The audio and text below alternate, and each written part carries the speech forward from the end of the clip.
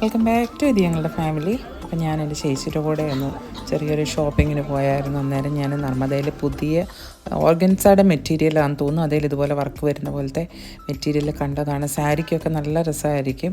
ഒത്തിരി കളേഴ്സ് ഉണ്ട് കേട്ടോ, ഇഷ്ടം പോലെ കളർ ചേഞ്ച് ഉണ്ട്. അപ്പം ഞാനതെല്ലാം കൂടെ ഒന്ന് ജസ്റ്റ് ഒരു വീഡിയോ എടുത്താണ്. അപ്പോൾ ഭാനുട്ടൻ്റെ ബർത്ത്ഡേ ആണ്.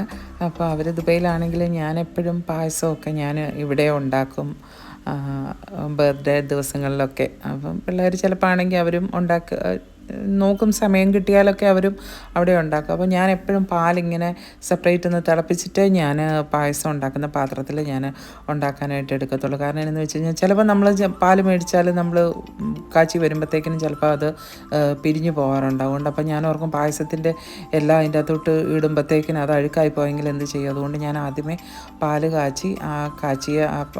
കാച്ചി അത് ഒഴിച്ചിട്ടേ ഞാൻ പിന്നെ സേമിയായും എല്ലാം ചേർക്കത്തുള്ളൂ. അപ്പോൾ ഇവിടെ എപ്പോഴും സേമിയ പായസമാണ്. കാരണം ആരടും പിള്ളേർക്ക് 3 പേർക്കും ഇങ്ങനത്തെ ബാനു പിന്നെ എനിക്കൊന്ന് പരിപ്പ് പായസം അങ്ങനെ എന്തെങ്കിലുമൊക്കെ കുടിക്കുമെന്ന് തോന്നുന്നു. ആരടും മോച്ചനും ഒക്കെ സേമിയ പായസമാണ് ഇഷ്ടം. അപ്പം ഞാനും പിന്നെ എനിക്ക് വേണ്ടിയിട്ട് തന്നെയൊന്നും ഞാനങ്ങനെ മെനക്കെടത്തില്ല. അപ്പം പിന്നെ സേമിയ പ്രത്യേകിച്ച് എന്നെ സംബന്ധിച്ച് എനിക്ക് ആരൻ കഴിക്കുന്നതാണ് മെയിനായിട്ടുള്ള കാര്യം. അപ്പോൾ പാലെല്ലാം കാച്ചി കഴിഞ്ഞപ്പോൾ പിന്നെ ഞാൻ സേമിയ എല്ലാം കൂടെ അതിലേക്ക് ഞാൻ മിക്സ് ചെയ്തു. എളുപ്പത്തിലുണ്ടാക്കാമല്ലോ. സേമിയ പായസം ആകുമ്പം വലിയ മെനക്കേടും ഇല്ല.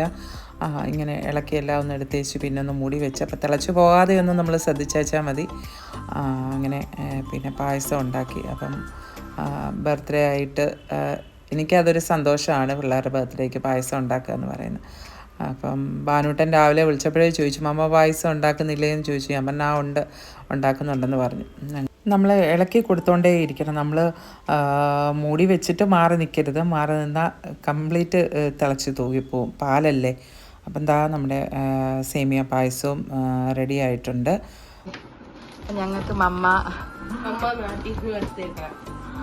എന്തോ 2 സാധനം ഉണ്ടായിരുന്നുള്ളൂ എന്നാ പറഞ്ഞു. ഇപ്പൊ ഇതിപ്പോ കുറെ സാധനങ്ങളുണ്ട്. അത് ഞാൻ മേടിച്ചതാണ്. ഇത് കൊടുത്തു വിട്ടത് എന്റെ കൊളീഗ് കൊടുത്തിട്ടാണ്.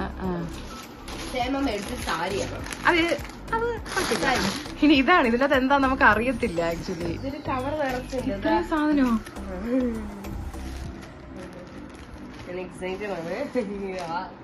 ഇത് എനിക്കുള്ള ഡ്രസ്സാണ്. മമ്മ പറഞ്ഞായിരുന്നു എനിക്കൊരു ഡ്രസ്സ് മമ്മ കൊടുത്തു വിടുന്നുണ്ട്. ബിക്കോസ് എന്റെ ബർത്ത്ഡേ ആണ് വരുന്നത്. അതുകൊണ്ട് മമ്മയുടെ മകൾ ഡ്രസ് എല്ലാ പ്രാവശ്യം മമ്മയാണ് ഡ്രസ്സ് നാട്ടിൽ നോക്കുന്നത്. ആൻഡ് ചേച്ചമ്മയ്ക്ക് കോമ്പൻസേറ്റ് ചെയ്യാൻ വേണ്ടിട്ട് ഒരു ചുരിദാർ. മമ്മക്ക് പണ്ടൊരു സാരി ഇല്ലായിരുന്നു, വൈറ്റേൽ ഇങ്ങനെ അതിന്റെ ഇതിപ്പോ തന്നെ നമുക്ക് തയ്ക്കാൻ കൊടുക്കാം. അതെന്താ? ചേച്ചമ്മയുടെ എന്തോ സാധനം. ഓക്കെ, നൈക്ക ഓർഡർ, സൺസ്ക്രീൻ, മറ്റേ റോസ്മേരി ഇതിങ്ങനെ മെഡിസിൻ. ഓക്കെ, സ്വാഭാവികം. പക്ഷെ ഇത് കുറച്ച് ചെറിയ പൊതിയാണെങ്കിലും സന്തോഷമായി. വരുമ്പോ ഒരു സന്തോഷം. താങ്ക് യു മമ്മ. അപ്പോൾ പിള്ളേർ ഓഫീസിൽ നിന്നൊക്കെ ഇപ്പോൾ വന്നിട്ടുണ്ട്. അപ്പോൾ ഒരു പീസ് കേക്ക് ഞങ്ങളിവിടെ മേടിച്ച് വെച്ചിരുന്നു മുറിക്കാനായിട്ട്. അപ്പോൾ മോച്ചൂട്ടിനും ബാനുവിനും ഒരു സർപ്രൈസ് കൊടുക്കാൻ വേണ്ടിയിട്ട് ഒരു കേക്കൊക്കെ മേടിച്ച് വെച്ചിട്ടുണ്ടായിരുന്നു.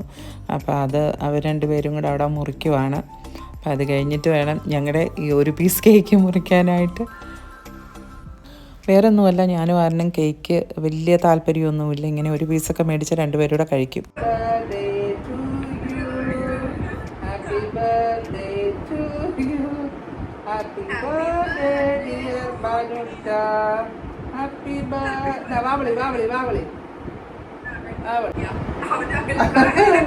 അവന്റെ വാങ്ങി കൊടുത്തു. ഞാനും ഒരുപാട് നമ്മുടെ ഇതുപോലെ കോഫിയാ ഇത് കൊച്ചുപോയി മേടിച്ചോണ്ടാ.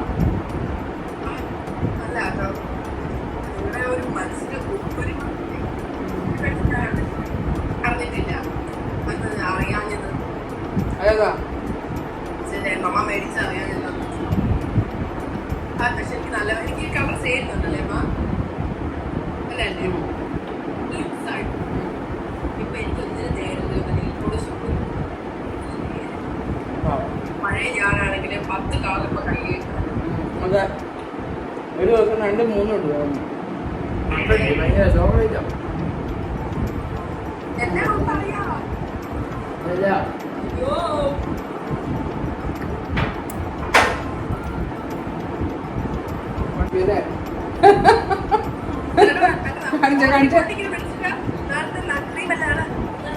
ആ കൊച്ചിനെ കാണിച്ചു, ആ കൊച്ചിനെ കാണിച്ചു. കൊച്ചു കേക്ക് അറിയില്ല. എവിടെ പോവാ?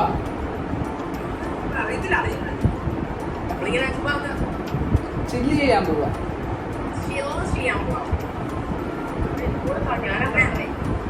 ബർത്ത്ഡേ കൊച്ചിന് കൊണ്ട് കേക്ക്.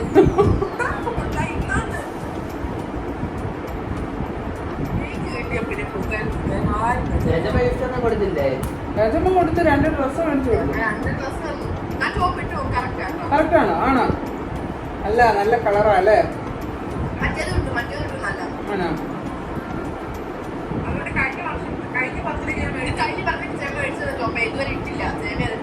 ആണോ?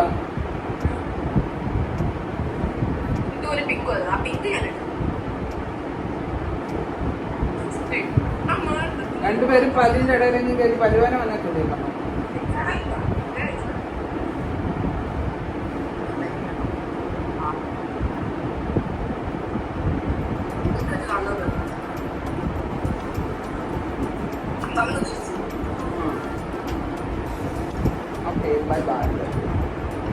ഞാൻ പിള്ളേർ രണ്ടുപേരും ബർത്ത്ഡേക്ക് ആരെങ്കിലുമൊക്കെ നേരത്തെ പോകണമെങ്കിൽ ഇങ്ങനെ തിരക്കി വെച്ചിട്ട് കറക്റ്റ് ബർത്ത്ഡേക്ക് അവർക്ക് ഞാൻ കൊടുത്തു വിടുന്ന ഡ്രസ്സ് ഇടുന്ന എനിക്ക് ഭയങ്കര സന്തോഷം. അങ്ങനെ ഞാൻ എത്തിക്കും അവിടെ.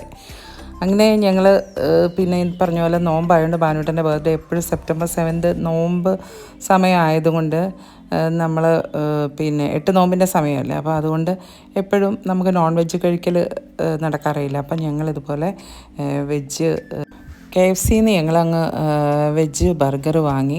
അപ്പോൾ അതായിരുന്നു ഞങ്ങളുടെ ഭാനുവിൻ്റെ ബർത്ത്ഡേയുടെ വൈകിട്ടത്തെ ഡിന്നറ്. പിന്നെ ഇതാ നമ്മുടെ 8 നോമ്പ് വീടുന്ന ദിവസം ഇതേപോലെ ഞാൻ നോൺ വെജ് മീനും ചിക്കനും ഒന്നും വാങ്ങിയിട്ടില്ല. ശരിക്കും പറഞ്ഞാൽ ഞാൻ മറന്നേ പോയി. അങ്ങനെ അങ്ങ് കുറേ ദിവസമായിട്ട് നമ്മൾ വെജിറ്റേറിയൻ തന്നെ കഴിച്ചുകൊണ്ടിരുന്നുകൊണ്ട് അങ്ങനെ മറന്നുപോയി. പിന്നെ ആരൻ അൽറാസിയിൽ വിളിച്ച് പിന്നെ പെരി പെരി മന്തി ഓർഡർ ചെയ്തു. അങ്ങനെ അത് കൊണ്ടുവന്നു. അപ്പം ഹാഫ് മന്തിയാണ് നമ്മൾ മേടിച്ചത്. അപ്പോൾ അതിന് ചോറ് നല്ല ക്വാണ്ടിറ്റി ഉണ്ട് കേട്ടോ. ചോറ് ഈ ചിക്കൻ്റെ പീസാണെങ്കിലും വലിയ 2 പീസാണ് വരുന്നത്. അപ്പോൾ ശരിക്കും പറഞ്ഞു കഴിഞ്ഞാൽ എനിക്ക് തോന്നുന്നു ഒരു 4 പേർക്ക് ചിക്കൻ പീസ് ഒത്തിരി വേണ്ടാത്തവർക്കാണെങ്കിൽ 4 പേർക്ക് സുഖമായിട്ട് ഒരു പീസ് 2 പേർക്ക് പോകും. അങ്ങനെ 4 പേർക്ക് നല്ലപോലെ കഴിക്കാം. കാരണം റൈസ് അത്രയും ഉണ്ട്, റൈസ് നല്ല ക്വാണ്ടിറ്റി ഉണ്ട്. അപ്പോൾ പിന്നെ ഞാൻ ഒരു സോഡാ ലൈമും കൂടെ ഞാൻ വീട്ടിൽ ഉണ്ടാക്കി കഴിക്കാനായിട്ട്. അപ്പം ആരൻ ഇതിനൊക്കെ സോഡാ ലൈമും കൂടെ ഭയങ്കര ഇഷ്ടമാണ്. അപ്പോൾ സോഡാ ലൈമും കൂടെ ഉണ്ടാക്കി. അങ്ങനെ ഞങ്ങൾ 2 പേരും കൂടെ നോമ്പ് ഉച്ചയായപ്പോഴത്തേക്കിനും വീടി. പിന്നെ ഞങ്ങൾ ഒരു പീസ് ചിക്കനേ എടുത്തുള്ളൂ 2 പേരും കൂടെ. പിന്നെ ഇത്രയും റൈസും ചിക്കനും മിച്ചമാണ്. അങ്ങനെ പിന്നെ ഞാൻ ഒരു ചിക്കൻ കറിയും ഒക്കെ വെക്കാമെന്ന് വിചാരിച്ചു. കാരണം നോമ്പ് ഒക്കെ കഴിഞ്ഞതല്ലേ. അപ്പോൾ നമ്മളിപ്പോൾ ഇത്രയും ദിവസം 8 ദിവസവും നമ്മൾ വെജ് മാത്രമാണ് കഴിച്ചുകൊണ്ടിരുന്നത്. എനിക്ക് കുഴപ്പമില്ല, പക്ഷേങ്കിൽ ആരന് കുറച്ച് ബുദ്ധിമുട്ടാണ്. അപ്പോൾ അവനോട് ഞാൻ വേണമെങ്കിൽ നോമ്പെടുത്താൽ മതിയെന്ന് പറഞ്ഞിട്ടെങ്ങും അവൻ കേട്ടില്ല. അവനും എടുക്കുക എന്നും പറഞ്ഞ് അങ്ങനെ അവനും എടുത്തപ്പം ചിക്കൻ കറി പറഞ്ഞ പോലെ ഞാൻ എപ്പോഴും വെക്കുന്ന ചിക്കൻ കറിയാണ്. അപ്പോൾ അതിന് പ്രത്യേകിച്ചൊന്നും പറയാനില്ലാത്തതുകൊണ്ടാണ് പിന്നെ ഞാൻ പറയാത്തത്. അപ്പം നല്ല ഒത്തിരി ചാറില്ലാതെ നല്ല ഗ്രേവി ആയിട്ട് ഇരിക്കുന്ന പോലെ. കാരണം ആരന് അങ്ങനെ ഈ ചിക്കൻ കറി അങ്ങനെ ചോറിന് കഴിക്കുന്ന ഒട്ടും ഇഷ്ടമല്ല. അവന് ഇച്ചിരി ഗ്രേവി ആയിട്ട് ഇങ്ങനെ ഇരിക്കുകയാണെങ്കിൽ പിന്നെയും നമ്മൾ കുറച്ച് എണ്ണയും കൂടെ ഒഴിച്ചിട്ട് നല്ലപോലെ ഒന്ന് എണ്ണയ്ക്കകത്തിട്ടൊന്ന് വരട്ടിയെടുക്കുന്ന പോലെ എടുത്ത് കൊടുത്താൽ ചോറിന് കഴിക്കും. അല്ലെങ്കിൽ അവന് ചിക്കൻ ഫ്രൈ വേണം. അപ്പം ഞാൻ എപ്പോഴും ചിക്കൻ മേടിക്കുമ്പോഴത്തേക്കിന് അതിൻ്റെ ഏകദേശം 10 പീസ് എല്ലാം എടുത്ത് ഞാൻ അവന് വേണ്ടിയിട്ട് ഫ്രൈ ചെയ്യാനായിട്ട് എടുത്ത് വെക്കും. കാരണം അവന് ഫ്രൈ വേണം. പിന്നെ ഇതുപോലെ സ്കൂളിലേക്ക് ടിഫിൻ കൊണ്ടുപോകുമ്പോഴത്തേക്കും 2 പീസ് മതി. അതും ഒത്തിരി വലിയ പീസ് ചിക്കൻ അവന് ഫ്രൈ ചെയ്യുന്ന ഇഷ്ടമില്ല, ചെറിയ പീസായിരിക്കണം. അപ്പോൾ ഇതുപോലെ ഞാൻ കുറച്ച് നല്ല ഇതിൻ്റെ ദശയുള്ള പീസ് മാത്രം എടുത്ത് ഞാൻ ഇതെടുത്ത് വെച്ചു എല്ലാം മസാല പുരട്ടി വെക്കണം. അപ്പോൾ 2 പീസിന് 2 ചപ്പാത്തിയും കൂടെ കൊടുത്ത് വിട്ടാൽ പുള്ളിയുടെ ഉച്ചയ്ക്കത്തെ ലഞ്ച് റെഡിയാണ് സ്കൂളിൽ പോകുമ്പോഴത്തേക്കിനും. അപ്പോൾ അതേണ്ട ചിക്കൻ കറി എല്ലാം റെഡി ആയിട്ടുണ്ട്. അപ്പം ഞാൻ പണിയെല്ലാം കഴിഞ്ഞിട്ട് ഇനി കുറച്ച് പാത്രങ്ങളും കൂടെ ഒക്കെ കഴുകാനുള്ള വൈകിട്ടത്തേക്ക് ഇപ്പോൾ ചിക്കൻ കറി ആയി. പിന്നെ ചപ്പാത്തിക്ക് എല്ലാം കുഴച്ച് വെച്ചിട്ടുണ്ട്. അപ്പോൾ പിന്നെ വൈകിട്ട് ഇനി ചപ്പാത്തിയും കൂടെ ഉണ്ടാക്കിയാൽ മതി. അപ്പോൾ ഈ പറഞ്ഞ പോലെ ഞാൻ എപ്പോഴും പിള്ളേരുടെ കുറേ ഇഷ്ടങ്ങളാണ് ഞാൻ എപ്പോഴും നോക്കുന്നത്. അവർക്ക് എന്താണ് ഇഷ്ടം അതാണ് എനിക്കും ഇഷ്ടം. അപ്പം ഞാൻ അന്നേരം കിച്ചണിലായിരുന്ന സമയം ഒരു ചെറിയൊരു കൊറിയർ ഉണ്ടായിരുന്നു, അത് വന്നതാണ്. മീഷോയിൽ ആരൻ ഓർഡർ ചെയ്തിരുന്നതാണ്. അപ്പം ചിലപ്പം നമ്മൾ ചില സാധനങ്ങൾ ഓർഡർ ചെയ്താൽ നമുക്ക് കൃത്യമായിട്ട് അത് കിട്ടും, പക്ഷെങ്കിൽ അത് അത്ര നല്ല ക്വാളിറ്റി ആയിരിക്കത്തില്ല. അപ്പോൾ ഞാൻ ആറിനോട് ഞാൻ പറഞ്ഞു ഇത് മേടിക്കുന്ന കൊള്ളാം, നോക്കിയിട്ട് വേണം, നല്ലപോലെ നോക്കിയിട്ട് വേണം മേടിക്കാൻ എന്ന് പറഞ്ഞപ്പം ആരനത് ചെക്ക് ചെയ്ത് നല്ല റിവ്യൂ ഒക്കെ ആയിരുന്നു അതിനുണ്ടായിരുന്നത്. അപ്പം മീഷോയിൽ നിന്ന് മേടിച്ചതാണ്. അപ്പോൾ എന്താണ് പ്രോഡക്റ്റ് എന്ന് ഞാൻ കാണിക്കാം. അപ്പോൾ നല്ലതാണെങ്കിൽ മാത്രം മേടിച്ചാൽ മതിയെന്ന് വെച്ചാൽ ചില സാധനങ്ങൾ വന്നു കഴിയുമ്പോഴത്തേക്ക് നമ്മൾ ഉദ്ദേശിക്കുന്ന പോലെയല്ല. അതിൻ്റെ അകത്ത് അവർ വുഡെന്നൊക്കെ കൊടുത്താലും വരുമ്പം ഇച്ചിരി കട്ടിയുള്ള ബേസ് ബോർഡിലുള്ള എന്തെങ്കിലും സംഭവമായിരിക്കും. അപ്പോൾ അത് പിന്നെ നമുക്ക് പെട്ടെന്ന് പോവുകയും ചെയ്യും. ചിലപ്പോൾ ഇവിടെ വരുമ്പം തന്നെ അതിൻ്റെ കുറച്ചൊക്കെ ഒടിഞ്ഞൊക്കെ ആയിരിക്കും ഇരിക്കുന്നത്. റിട്ടേൺ ചെയ്യലൊക്കെ പിന്നെ അതിലും വലിയ പാടാണ്, അതുകൊണ്ട് നടക്കത്തേയില്ല. അപ്പോൾ പിന്നെ അങ്ങനെ ആരൻ നല്ല പോലെ ഏത് സാധനം എടുക്കാൻ നേരം അവനുണ്ട് റിവ്യൂ നോക്കും, നല്ലപോലെ റിവ്യൂ നോക്കിയതിന് ശേഷം മാത്രമേ ഓർഡർ ചെയ്യത്തുള്ളൂ ആരൻ. അപ്പം അങ്ങനെ ഓർഡർ ചെയ്തതാണിത്.